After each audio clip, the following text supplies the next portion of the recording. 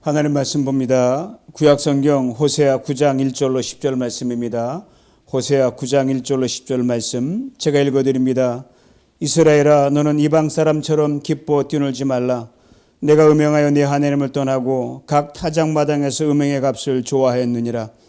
타작마당이나 술틀이 그들을 기르지 못할 것이요, 새 포도주도 떨어질 것이요, 그들은 여호와의 땅에 거주하지 못하며 에브라임은 애굽으로 다시 가고 아수르에서 더러운 것을 먹을 것이니라. 그들은 여호와께 포도주를 부어 드리지 못하며 여호와께서 기뻐하시는 바도 되지 못할 것이라. 그들의 재물은 애곡하는 자의 떡과 같아서 그것을 먹는 자는 더러워지나니 그들의 떡은 자기의 먹기에만 소용될 뿐이라. 여호와의 집에 드릴 것이 아님이니라. 너희는 명절날과 여호와의 절기의 날에 무엇을 하겠느냐? 보라, 그들이 멸망을 피하여 갈지라도 애굽은 그들을 모으고 노은 그들을 장사하리니 그들의 은은 귀한 것이나 찔레가 덮을 것이요, 그들의 장막 안에는 가시덩굴이 퍼지리라. 형벌의 날이 이르렀고 보응의 날이 온 것을 이스라엘이 알지라. 선지자가 어리석었고 신에 감동하는 자가 미쳤나니 이는 내 죄악이 많고 내 원한이 큼이니라. 에브라임은 나의 하나님과 함께한 파수꾼이며 선지자는 모든 길에 친 새 잡는 자의 그물과 같고 그의 하나님의 전에는 원한이 있도다. 그들은 기브아의 시대와 같이 심히 부패한지라. 여호와께서 그 악을 기억하시고 그 죄를 벌하시리라. 옛적에 내가 이스라엘을 만나기를 광야에서 포도를 만남같이 하였으며 너희 조상들을 보기를 무화과 나무에서 처음 맺힌 첫 열매를 봄같이 하였거늘 그들이 바알 보올에 가서 부끄러운 우상에게 몸을 들임으로 저희가 살아가는 우상같이 가증하여 줬도다. 아멘. 날씨가 많이 안정되어 가고 있습니다. 오늘 처음 사랑을 회복하라 이 제목으로 함께 나누길 원합니다. 본문 전체는 아주 우울하고 침울하고 어두운 그러한 그림 보이지만 그 말씀에 하나님께서 하시고자 하는 그 밑바닥에 하나님의 간절한 호소는 뭐냐? 우리 처음처럼 그렇게 사랑하자. 처음처럼 그렇게 좋은 관계로 가자. 이 말씀을 하시고 싶어서 표면적으로 아주 강력한 어법을 써서 하나님께서 말씀하고 계십니다. 여러분, 요한계시록 보면 소아시아 7교회가 나오는데 그 첫 번째는 에베소 교회, 다른 건 다 하나님께서 이렇게 언급하시면서 그 교회 하나를 지적하셨어요. 너희가 처음 사랑을 잃어버렸도다. 처음 것, 그 첫 감격, 첫 감동을 잃어버리면 그다 흔들리게 됩니다. 신앙도 마찬가지입니다. 하나님 관계도 마찬가지예요. 이걸 하나님이 오늘 본문을 통해서 아주 강력하게 말씀하고 계십니다. 오늘 9장 전체의 내용은 사람들이 사는 이스라엘 백성들의 그 분위기가 아주 좋아요. 추수가 풍성하고 곡식들이 막 이게 사방에서 있고 넘치는데 하나님은 그 이후에 전개될 어두운 미래를 하나님이 거기다가 덮어서 하나님이 예견을 하십니다. 바로 이런 풍요로운 상황 속에서 모든 걸 다 갖췄는데 가장 중요한 하나님과의 첫사랑, 첫 관계를 잃어버리고 떠난 것을 하나님께서 정확하게 지적하시고 점점점 멀리만 가니까 그렇게 가면 너희들 미래가 어둡다 이렇게 말씀하시는 거예요. 먼저 1절을 봅니다. 이스라엘아, 너는 이방 사람처럼 기뻐 뛰놀지 말라. 내가 음행하여 내 하나님을 떠나고 각 타작마당에서 음행의 값을 좋아했느니라. 저는 시골에서 저는 도시 토박입니다. 그렇지만 서울 근교에 큰 집이 있었기 때문에 방학을 맞이하거나 추수 때가 되면 자주 가곤 해서 농촌의 풍경을 제가 간접적으로 경험을 해봤습니다. 이 쌀농사가 잘 된 해에는 분위기가 아주 고조가 됩니다. 동네가 그냥 춤을 춰요. 추수 때 주인이든 소작농이든 품꾼이든 길 가는 나그네든 누구든 풍성한 추수가 가져오는 기쁨에 아주 흥겨워합니다. 그런데 그런 풍성한 추수의 기쁨 속에서 겸손한 농부의 심정이 되지 못하면 그 기쁨은 가벼운 기쁨이 됩니다. 그리고 타작마당에서 이 모든 것이 내 공로다라고 농부가 교만해지게 되면 지나친 술판을 버리고 잔치상을 버려놓으면 거기서 깜빡 이탈하게 됩니다. 이것을 오늘 본문은 타작마당에서 음행의 값을 좋아하는 것이라고 이렇게 말하고 있습니다. 그리고 이것이 지나간 세월 동안 이스라엘이 하나님을 떠나 죄를 짓게 된 것에 빗대고 있습니다. 첫사랑 잃어버리면 가는 길은 뭐 자동이에요. 기분이 좋을 때 기뻐하는 것 당연하죠, 여러분. 세상적으로 말하면 기분 좋을 때 분위기에 편승해서 세상으로 말하면 막걸리 한두 잔 걸칠 수 있어요. 뭐 나무랄 수 없지 않습니까? 흥겨운데 포도 한 잔 걸칠 수 있어요.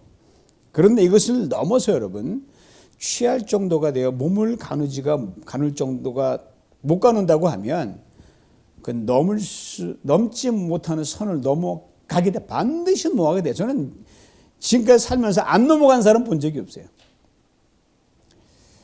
그러면 추한 모습을 연출하게 됩니다. 제 과거 전방부대에 근무할 때 그 영내 교회가 없어서 그 영내 밖으로 교회를 제가 민간인교 출석하고 있고 제가 거기서 청년부를 담당했던 것 같아요. 어느 해 가을 추수 때 훈련을 다 마치고 이 부하들을 인솔하고 부대에 돌아오는 중이었어요.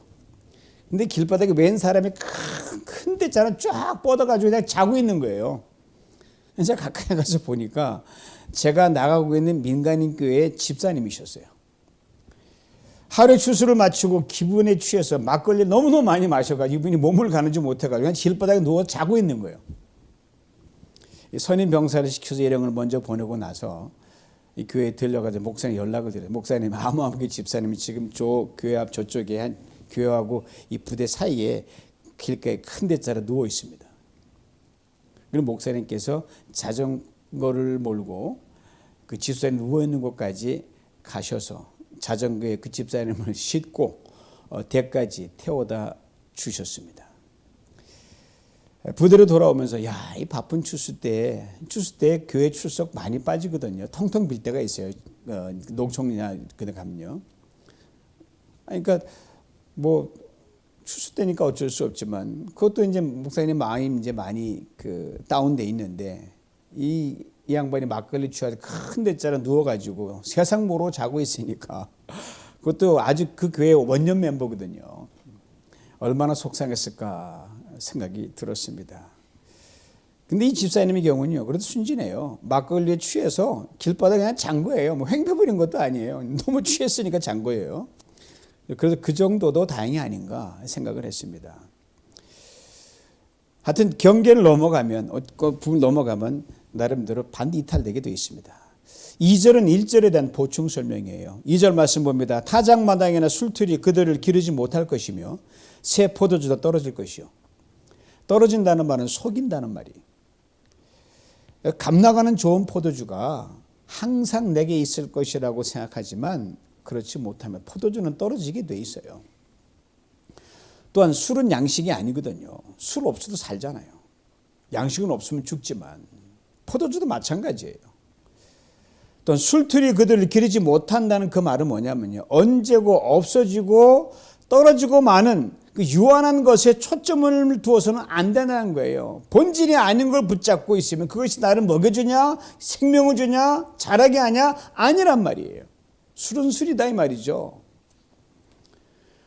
그리고 술이나 포도주도 절제된 상태에서 잠시의 흥을 돋우는 방편이나 치료나 건강상의 이유로 마시는 적정 소량을 사용할 때 그래도 그나마 유익한 것이지 그래서 양식처럼 대하면 결코 도움이 되지 못합니다. 나가 이 말씀은 타작마당도 술틀도 새포도주도 그리고 그 어떤 양식도 수단이지 목적이 되어서는 안 된다는 말씀이에요. 그럼 이 말씀이 의도하고자 하는 뭡니까? 신앙인의 목적, 즉 하나님 백성의 목적은 뭐냐? 하나님만이 목적이고 하나님만이 이유가 되어야 한다는 것을 분명히 일깨워주고 그래야 행복의 순위가 딱 정해져 있는 거예요. 이제 3절 말씀을 보면 3절 말씀은 이스라엘 백성들이 저들의 포도주가 풍성할 때요. 하나님께 집중하지 못함으로 일탈을 했거든요.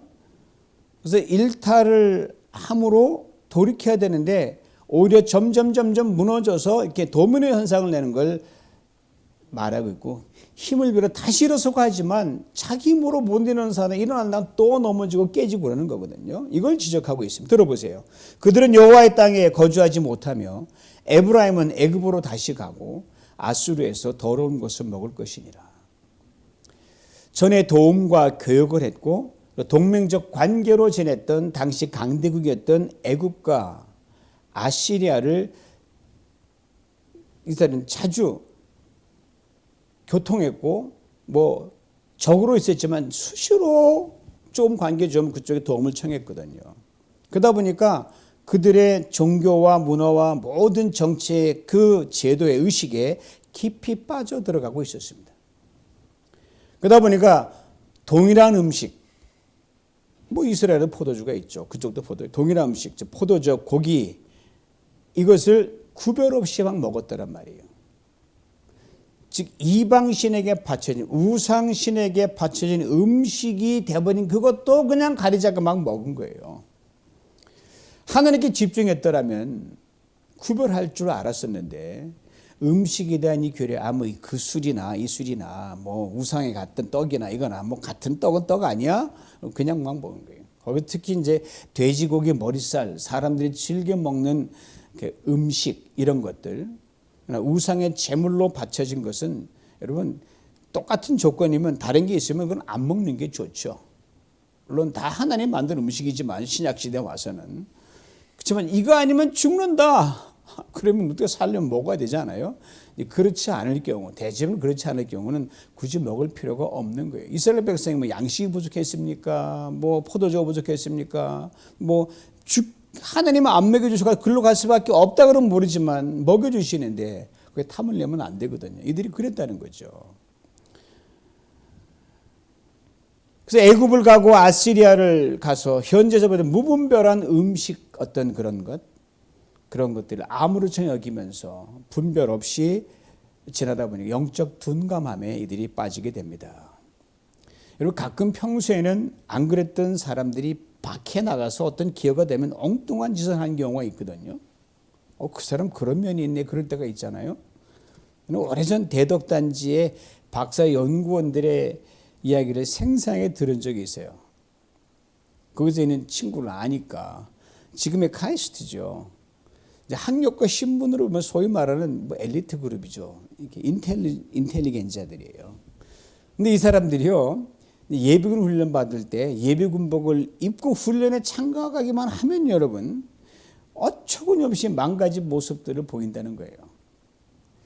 아무 데나 앉고 때와 장소를 안 가리고 고스톱판 버리고 뭐 이게 짤짤이하고 이 동전치기 하고 훈련대 주막에서 소주나 막걸리 마시고 뭐 어느 정도 되면 흥겨우니까 뭐 박사랑 안 놉니까 놀죠. 주정을 부리고 아주 추태를 부린다고 그래요. 여러분 예비군복을 입든 평상복을 입든 연구단지의 두뇌들이거든요.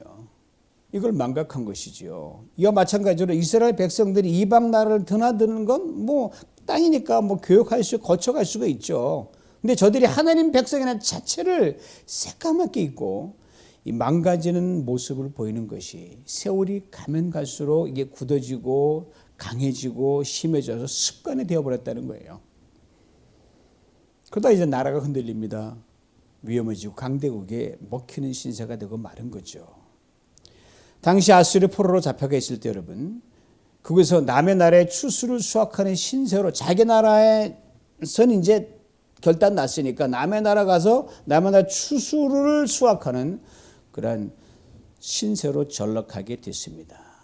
이방 땅에서 수확하는 추수가 자기 나라 땅거 아닌데 뭐가 다 내게 되겠습니까? 소유권도 없죠. 마음대로 사용할 권한도 없는 겁니다.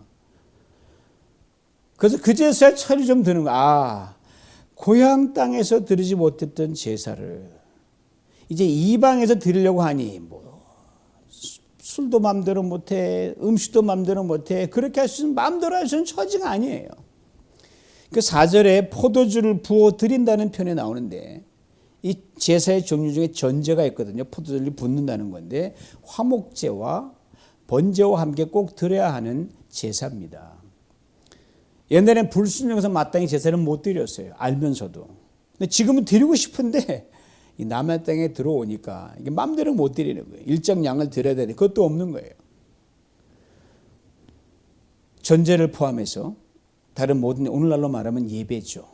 아까 이순혁 원사님 기도했을 때 그 예배란 말입니다. 예배를 가볍게 하기고 등한시했다는 거죠. 그래서 후에 깨닫고 예배를 드리고 싶은데 그렇게 하지 못해 버렸다는 겁니다. 자, 이방 땅에서 포로가 되었지만 깨닫고 전제를 드릴 수 있다고 치더라도 과연 거기에 또한 진정성 얼마나 담겨 있는가? 이것이 중요하거든요. 오늘 본문은 그렇지 못하다고 하나님 말씀하십니다. 여호와께서 기뻐하시는 바도 되지 못할 것이라. 여기서도 이 땅에서도 안 되는 애들이 이방 땅에서 뭐 되겠냐? 하나님이 지금 그러지 속을 다 아니까. 당시 제사나 오늘날 예배나 그럼 그 드리는 시간만이라도 진실되려면 이 저절로 안 되거든요. 습관화가 돼서 척하면 나와야 돼요. 무슨 예배 시간에 이게 그냥 딱딱 떠올라야 되는 거예요. 그 시간에 생각이 안 난다. 벌써 멀어진 거죠. 이런 말 있잖아요. 나중에 잘 믿어야지. 물론 그 마음이라도 가지고 있으면 좋습니다. 이제 점점 예배자로 서야지. 그 마음 귀해요. 그러나 여러분 나중에 잘 믿고 싶고 나중에 예배자로 잘 서야지 시간 되고 상황 되면 여러분 그 시간 잘 안 찾아옵니다. 잘 안 됩니다. 여러분 살아보셔서 알잖아요. 제가 전도하다가 만나는 분 중에 소위 말하는 장기 휴가 중이신 분들이 많이 있어요. 이분들이 공통적으로 하시는 말씀이 이 말씀이에요. 지난 세월 참 너무 바쁘게 살았습니다, 목사님. 일단 목사님 만나니 반갑네요. 오랫동안 교회 나가지 못했습니다. 이제 교회 출석 좀 해야 되겠죠? 잘 믿어보려고 하는데 근데 그게 잘 안 됩니다. 그러는 거예요. 또 이방인 같기도 해서 오래간만에 나가려고 하니까 쑥스럽기까지 합니다. 그런 거예요. 여러분 예배와 교회 생활로부터 너무 멀리 가버리면요. 다시 돌아오는데 이게 참 어렵습니다. 성도로서 마땅히 체질이 되어야 할 신앙생활의 습관으로 돌아간다는 것, 이게 말처럼 쉽지 않습니다. 여러분, 엄마 나중에 돈 벌어서 효도할게. 그거 뭐 되면 좋겠지만 나중에 어떻게 보장이 됩니까? 돈 잘 벌지도 모르고 못 벌지도 모르는데 지금 잘해야 되는 거죠. 이에 오늘 본문 말씀 이렇게 말해줍니다. 너희는 명절날과 여호와의 절기의 날에 무엇을 하겠느냐? 아시는 명절과 절기는 뭐죠? 제사 드리는 날이에요. 뭘 하겠냐는 말은 반어법이에요. 두 가지를 담고 있습니다. 먼저는 이방 땅엔 예배를 드릴 제사를 드릴 성전이 없잖아요. 자기 그 고향이 아니니까. 거기서 제사를 드리고 싶어도 이제 못 드렸냐, 뭐 성전이냐 뭐가 있냐, 그냥 드린다는 말도 하지 마라 이 말씀이고요. 다른 하나는 그래도 혹 예배를 드리려고 하고 제사를 드리려고 한다면 일단 마음부터 고쳐라 이 말이죠. 마음 자체가 멀어져가 있는데 무슨 제사 우는 예배 우는 하나 이 말입니다. 마음은 콩밭에가 있는데 너무나 먼 길을 돌아왔고 그래서 돌이키고 싶어도 이토록 힘들게 되어버린 겁니다. 이런 지경까지 이른 근본적인 원인을 아주 분명히 지적해 주는데 오늘 본문 7절이에요. 형벌의 날이 이르렀고 보응의 날이 온 것을 이스라엘이 알지라 선지자가 어리석었고 신에 감동하는 자가 미쳤나니 이는 내 죄악이 많고 내 원한이 큼이니라. 선지자가 어리석었고 신에 감동하는 자가 미쳤다라는 것이 결정적인 원인이라는 거예요. 그럼 리더 한 사람이 잘못되면 우리 박희 리더 못겠네. 교회에서 어떤 리더, 저 목사인 저를 포함한 리더 한 사람이 잘못되면 그 따르는 모든 팔로워들이 다 잘못될 가능성이 엄청나게 많습니다. 그렇게 되면 리더 한 사람의 죄악으로 그치는 게 아니라 따르는 모든 사람들의 수많은 죄악이 전부 애드업 돼가지고 계속 늘어나는 거예요. 억울함도 커지고 식반 리더가 미쳐버리는 거죠. 여러분 정말 미쳐야 할 것에 미치는 거는 잘 미치는 겁니다. 바울이 예수에 미친 건 잘 미치는 거죠. 근데 정말 미치면 안 되는 것에 미치면 그건 정말 큰 낭패입니다. 결과는 파멸입니다. 한 사람으로 끝나지 않습니다. 모두에게 파급 효과를 남깁니다. 이걸 잊지 말아야 됩니다. 요즘에 SNS가 얼마나 발달되어 있습니까? 세상의 모든 일들이 마치 손바닥 들어보듯이 실시간으로 우리의 눈과 귀로 전달되지 않습니까? 그러니까 세상에서 미쳐 돌아가는 그 상황을 우리가 보잖아요. 정신을 못 차리고 미쳐버린 사람들, 얼마나 많은 사람들이 고통을 당합니까? 세상에 얼마나 많은 근심과 걱정거리를 던집니까? 뭐 교회도 예외가 아닐 때가 참 많이 있거든요. 여기는 수많은 사람들이 상처를 입고 죽어갑니다. 속상한 것은 이 미친 리더들이 자신들이 미친 것을 모르고 있다는 거예요. 이걸 뻔히 두고 지켜만 보며 기득권을 빼앗기지 않으려고 즐기는 주변에 또 많이 있어요. 뻔히 안 돼 그냥 가는 거예요. 왜 뭐 손해볼 게 뭐 있어? 뭐 혹시 이득이 생기는 거 아니야? 지금 우크라이나를 선제 공격했던 이 러시아가 아주 진퇴양난이에요. 연일 빼앗았던 용토를 막 내주기 시작합니다. 그리고 걸음마 나살려로 탱크 두고 막 도망가는 거예요. 비행기 다 내두고 그냥 정신 뭐 박격포 기어내게 다 놓고 막 도망가는 상황 여러 연출되고 빼앗긴 땅 다 뺏은 땅 다 빼앗기고 있어요. 근데 이런 와중에 푸틴이 정신 나간 사람이 무슨 말 했는지 아세요? I've lost nothing. 나 우크라이나 전쟁에서 잃은 것 하나도 없어. 정신 나도 한참 나갔습니다. 과거 이스라엘의 왕들과 백성들의 지도자들이 그랬다는 거예요. 일왕의 하나님께서 참으로 안타까운 탄식을 내뱉는 대목이 나오는 오늘 보면 10절입니다. 옛적에 내가 이스라엘을 만나기를 광야에서 포도를 만남과 차였으며 너희 조상들을 보기를 무화과 나무에서 처음 맺힌 첫 열매를 봄과 차였거늘 그들이 바알보올에 가서 부끄러운 우상에게 몸을 들이므로 저희가 사랑하는 우상같이 가증하여 졌도다. 셀 수 없이 등을 돌렸던 이스라엘 백성을 하나님 변함없는 마음을 아주 정확하게 꼭 집어 말씀하고 계십니다. 이스라엘 백성을 향한 하나님이 그 보고 싶어하는 그 짝사랑의 마음이에요.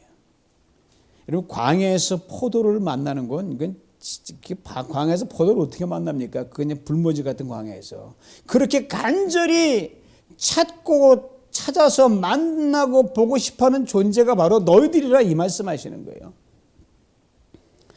무화과 나무에서 처음 맺힌 첫 열매를 보는 것처럼 그렇게 언제나 열매 맺힌 나무로 여기 가면 항상 풍성한 열매 발견할 수 있는 그런 무화과 나무로 잘 성장하기를 바라고 기대하고 간절히 원했던 그 존재가 이스라엘 백성이란 말이에요. 여러분 무화과 나무에 처음 맺힌 열매를 본다는 것이 무슨 의미인지 저는 좀 알 것 같아요. 저희 집에 무화과 나무가 있거든요. 해마다 전지를 해줍니다. 근데 그 해는 열매가 예전 같지 않았던 해가 있었어요. 전에는 주렁주렁 열매는 많이 맺어가지고 공중의 새들이 집중 타겟이 돼가지고 막 어떤 걸 걸어놔도 다 뜯어 먹는 거예요. 그러니까 그러는 무화과 주변이 온통 지저분해진 겁니다. 전지를 한 뒤에는 이런 일이 없었어요. 이제 먹을 게 없으니까. 또 그 해는 열매가 작아서 시원치 않았어요.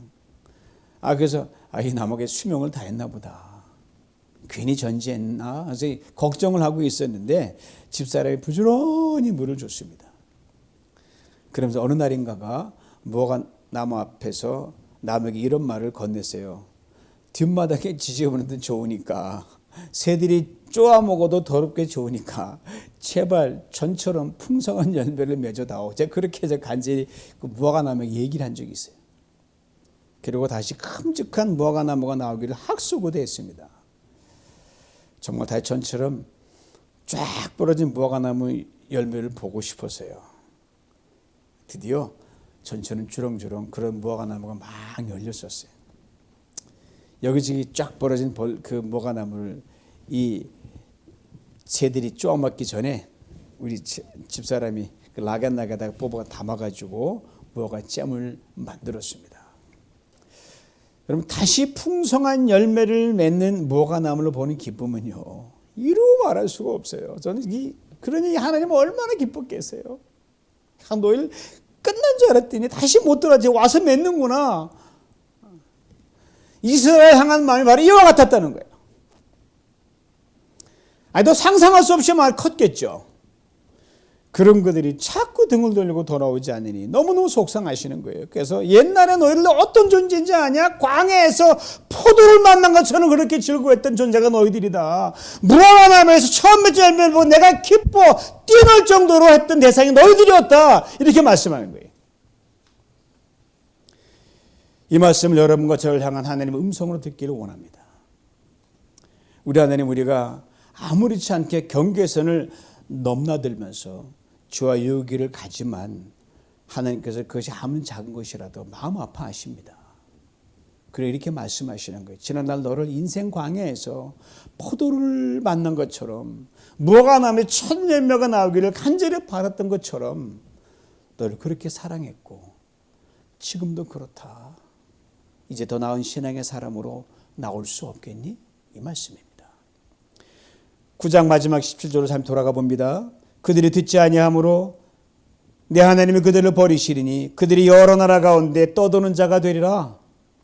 듣지 아니하므로 하나님은 너희를 버리신다. 또 등을 돌리고 등을 수없이 반복했던 이스라엘 백성을 호세아 선지자가 하는 말이에요. 근데 여러분, 하나님 정말 그들을 버린 적 있습니까? 잠시는 버린 것처럼 보였지만 하나님 이스라엘 백성을 지금까지 한 번도 버린 적이 없으셔요.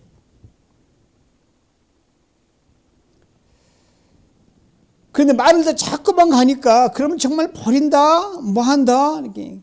그러면 고생이 훤하니까 하나님이 이걸 강하게 말씀하시는 거예요. 하나님 우리를 향하여 버린다고 하시는 말씀은 이제 고생 그만하고 그쯤에서 멈춰 돌아오라는 하나님의 강력한 사랑의 권고의 말씀입니다. 이 말씀이 어찌 과거 이스라엘 백성에게만 해당되는 말씀입니까? 역사는 되풀이한다 그러잖아요. 우리를 향한 말씀입니다. 사랑하는 성도 여러분, 하나님 우리를 얼마나 사랑하시는지 다시금 먼저 기억할 수 있기를 바랍니다. 메마른 광야에서 포도 한 송이 찾듯이 우리를 찾아서 건지고 너 하나만 사랑한다 하신 그 하나님이셔요. 무화과나무를 베고 천년을 맺는 것처럼 그걸 기뻐한 그 하나님, 우리 하나님이시거든요. 그렇게 과거도 지금도 앞으로도 여러분과 저를 사랑하십니다. 이 하나님 우리에게 이제 말씀하시는 거예요. 좀 돌아봐라. 지금 우리가 9월달 지나잖아요. 뭐 인생 전체 돌아오지 말고 한 9개월 정도 살아온 건 좀 돌아봐라. 너가 이렇게 벗어난 게 있냐? 나를 향한 사랑이 예전 같지 않은 게 있냐? 주님 말씀하십니다. 처음 사랑을 회복하라. 무슨 말씀입니까? 하나님의 사랑에 감격하여 예배드렸던 그 모습, 교회 생활했던 그 모습을 우리 누비전 공동체 허락하신 주일 예배와 수요창 예배와 토요 새벽 예배, 목장 예배 등을 통해 쉼없이 새롭게 되풀이하는 우리가 되라는 말씀이에요. 많은 횟수 예배도 아니니까요. 다시 말하면 우리를 죽기까지 사랑하신 하나님께 우리도 변함없이 기쁨과 즐거움이 되라는 말씀입니다. 그리 될 때 우리의 모든 죄와 허물을 십자가에서 담당하시고 부활하신 예수 그리스도의 사랑이 우리를 무조건 강권하십니다. 우리 조금만 하려고 하면요 다 막아주셔요. 죄가 우리를 이기지 못하게 합니다. 그리 될 때 유혹이 우리를 결코 흔들지 못하게 합니다. 그리 될 때 우리의 연약함도 질병도 문제도 핸디캡도 한계사항도 인간의 어떤 평가도 하나님의 사랑에서 결코 우리를 멀어지게 하지 못합니다. 한번 해보세요. 이 은혜를 평생 누리며 매일 승리, 매주 승리, 평생 승리하시길 주님의 이름으로 축원합니다. 하나님 아버지 감사합니다. 이제 무더운 여름이 잦아들면서 아버지는 결실의 계절을 맞이하게 됩니다. 우리 아버지는 그 풍성한 결실을 맞기 전에 한 해 시작을까지 하나님 우리의 사랑과 우리의 모든 중심이 어디에 있는지 다시금 재정리하는 우리에게 만들어 주시옵소서. 그래 하나님 우리 얼마나 사랑하셨는지 광야에서 포도를 찾듯이 무화과나무의 첫 열매를 찾듯이 사랑 하나님의 사랑에 다시금 반응하면서 하나님 다시 돌이킵니다. 그 사랑 앞에 다시금 내배달아 서고 우리의 모든 믿음을 재정리합니다. 나를 도와주시고 다시 남은 한 해의 모든 몇 길 얼마 남지 않은 시간 동안 주님이 기뻐하시는 그런 자로 매일매일 달려가겠습니다. 나를 도와주시옵소서. 이렇게 달려가 우리 모두가 되도록 축복하여 주옵소서. 예수님의 이름으로 기도하옵나이다. 아멘.